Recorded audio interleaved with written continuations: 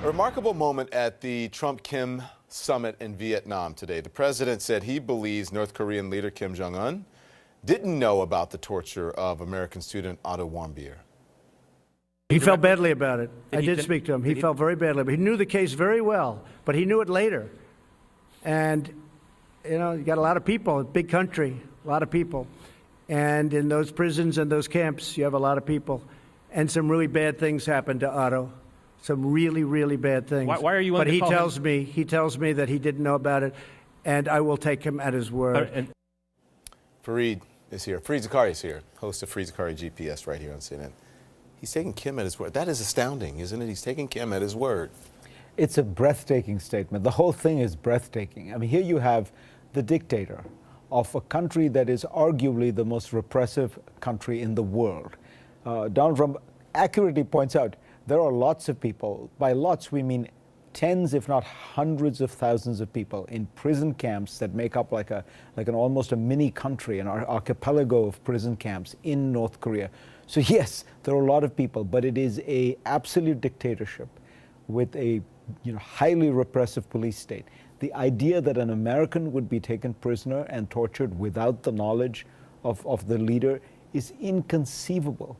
And why would you take his word for it?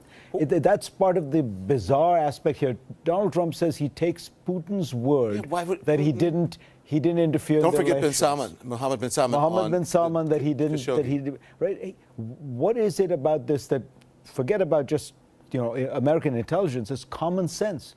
You have the dictator of one of the most repressive countries in the world, and you take his word that he didn't know about a very prominent case of torturing an American to death? Does he envy the power that they have?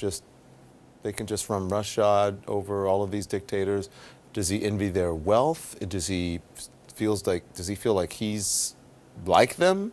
I think it's the power. Trump, at the root of Trump is narcissism. And I think to watch these people who are the cult of personality, the control, the power, you notice he's almost never said something like, Angela Merkel tells me that she thought that it was a good idea to take these refugees in, and I take her for her word. The benefit of the doubt is somehow only provided to these dictators. There are very few leaders of democracies that he extends that courtesy. So it's a very bizarre thing, and it's also breathtakingly naive for a guy who says he's a tough guy, he's a shrewd guy, he understands the world.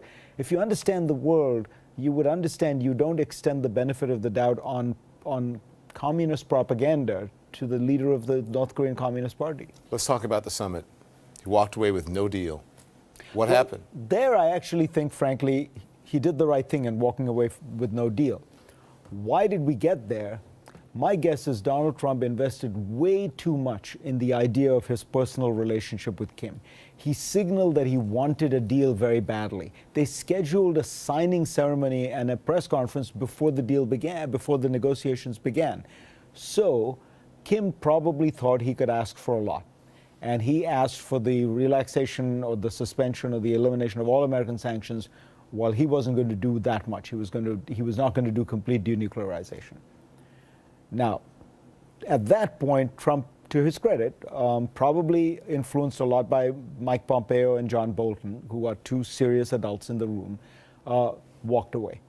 I don't think we would have gotten to this point if there hadn't been this crazy expectations that were raised, with Trump signaling for months that he thought there was going to be a breakthrough. He thought, because Kim, the thing to remember is Kim is watching all that same TV. Kim's watching CNN just as Trump is. So he set himself up. I think he set himself up. For Kim made a much bigger ask than he would have done if he had gone in with much lower expectations and said, as every president does with every one of these kind of negotiations, you would have gotten a reasonable process which would have taken much longer.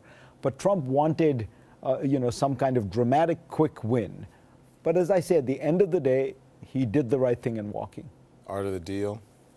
Well, the odd thing about the art of the deal is one of these days Donald Trump should read the art of the deal, because there's actually some good stuff in there. I don't think he clearly didn't write it, but and he says time and time again, don't set yourself up.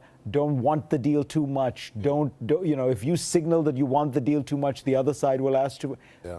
He just needs to read that book. Read his own book, with a book with his name on it at least. Can you quickly tell us, I don't want to give it short shrift though, you have a special in Saudi Arabia coming out. Well, it just feels like we're at this bizarre moment with Saudi Arabia where the Trump administration has invested so much in this one guy, Mohammed bin Salman, and in this one country. And what we thought we'd do is just take people back and make them understand, why do we have this crazy relationship with Saudi Arabia in the first place? You know, the United States is the most open democracy in the world. Saudi Arabia, by some standards, is one of the most closed societies in the world. What got us together? It's a 75-year-old alliance. What are the insights? So a lot of it is just, you know, we call it the kingdom of secrets because there are so many secrets, but there are so many paradoxes here. You know, the most open society with the most closed society. The Saudis have been our closest ally in some areas, but they've spawned some of our deadliest enemies, like Osama bin Laden.